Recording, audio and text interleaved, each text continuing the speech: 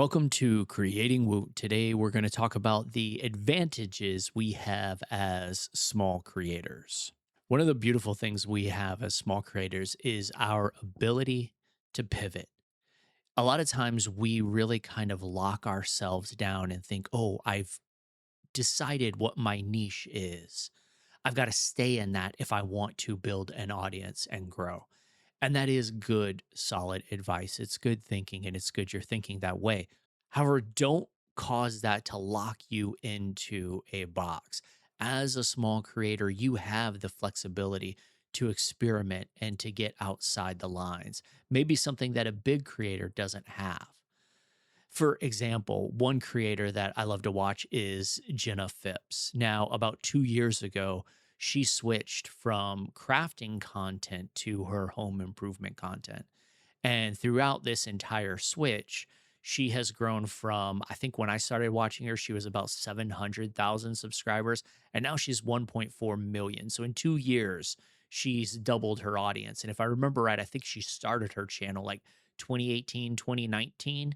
So you have from 29, let's say from 2018, you have 2018 to 2024 when she started this home renovation. You've got 5 years, 6 years of content there. She was able to get 700,000 subscribers with that content.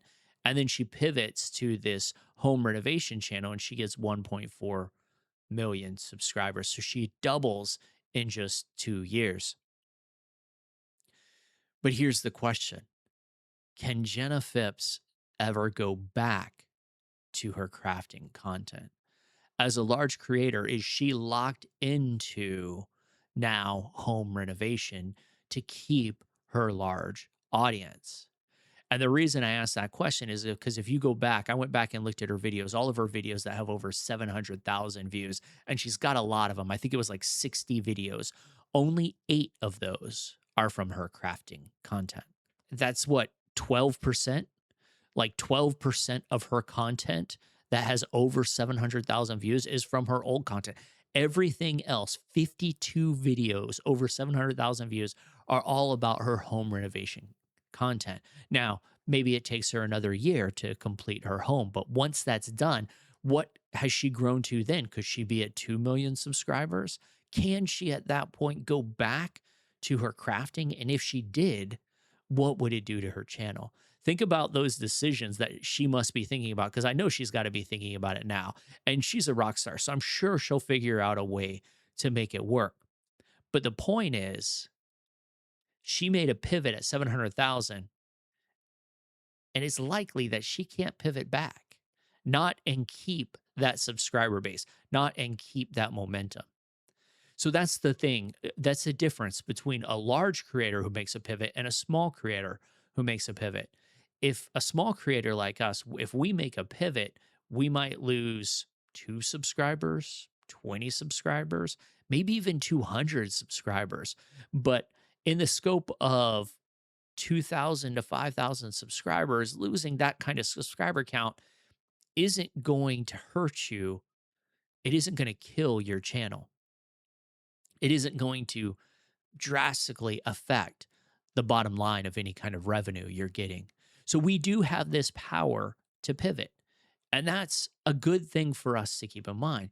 It allows us to be more creative in our edits. It allows us to be more creative with the topics that we cover. This flexibility gives us freedom. So, as a small creator, the real benefit to us and what we really need to make sure we're doing is that we're focusing on the people, trying to build that true fan base, the people that are watching because it's us, the people that are inviting us into their living room because they want to spend time with us. And if we do that, then we can make even larger pivots, pivots that aren't going to affect our audience. But that needs to be said with caution as well. For example, if your pivot is too large, you could alienate your audience. I'll give you an example. I had a channel where I made videos about development, code development, different frameworks. I explained the different frameworks, taught the different frameworks, but at the same time, I was getting into 3D printing and I was using various CAD software to model intricate designs and print these designs. And I was really excited about what I was doing. So I decided that I was going to start sharing this 3D maker content on my developing channel. And whereas I don't think this experiment was a bad idea, I don't think this experiment hurt me, it definitely hurt my development channel. It had an impact because I was watering down my audience. So you might think that, oh, there's similarities there.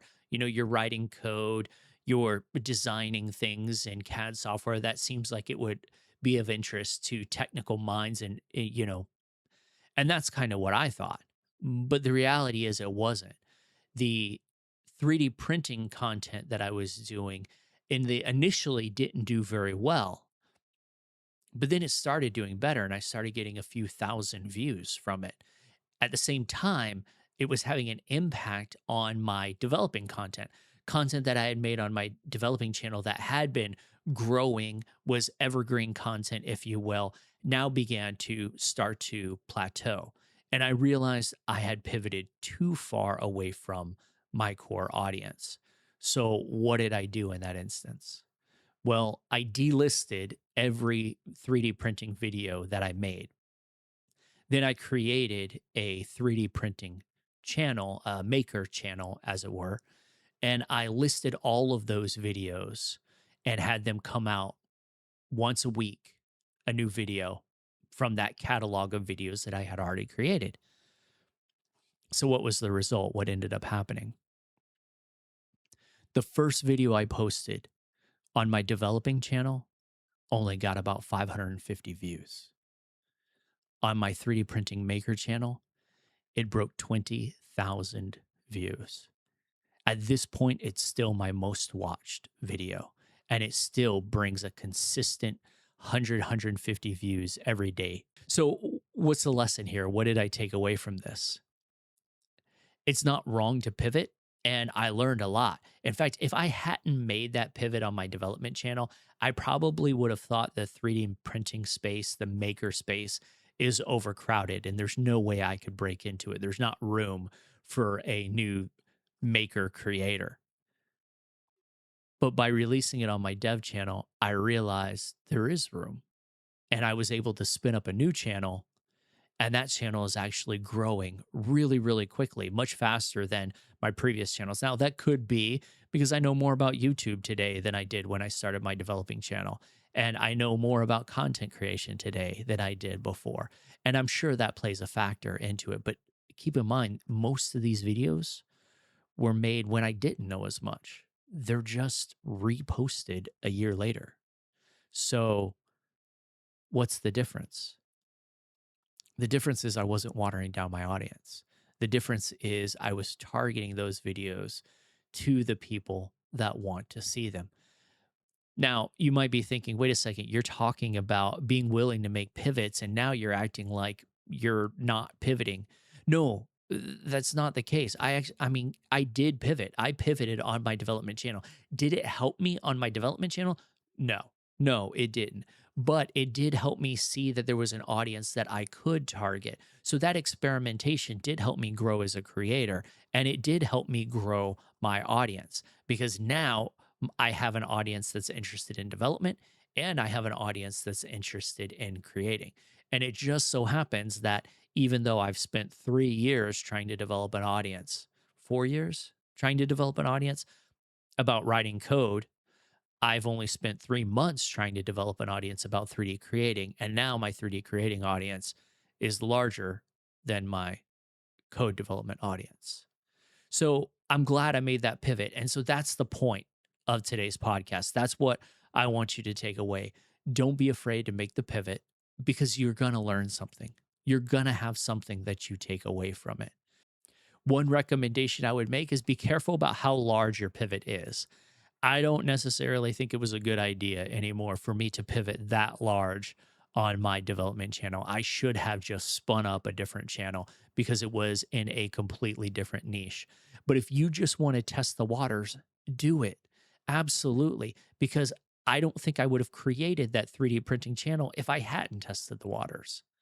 So if you're hesitant to wonder if you can build an audience in a specific space, but you already have an audience, use your current audience to test things out and see what happens. You might find that you prefer making one kind of video over another. So the point is never forsake small beginnings. You've got a lot of flexibility in what you're doing. It impressed me that Jenna Phipps was willing to make that pivot with 700,000 subscribers, and it definitely played in her favor. I do wonder what she's thinking about doing after her home improvement renovation is done. Where is she going to go with her channel then? Will they begin doing HGTV kind of content where they start renovating other people's homes? Who knows? I definitely think there's a market for it, and I think she can pull it off if that's what she decides to do. You're creating because you love to create. As a small channel, you have flexibility. Use that flexibility to create what you love, and you'll create an audience that loves what you create. That was a lot of create in one little sentence there. I don't know. Maybe it sounds cool. If it sounds cool, let me know. And until next time, keep creating, Woot. I hit record and the world starts to grow. More than just numbers, it's the heart that I show. Oh, I love the grind in the trenches every day. With zero brand debt, I can find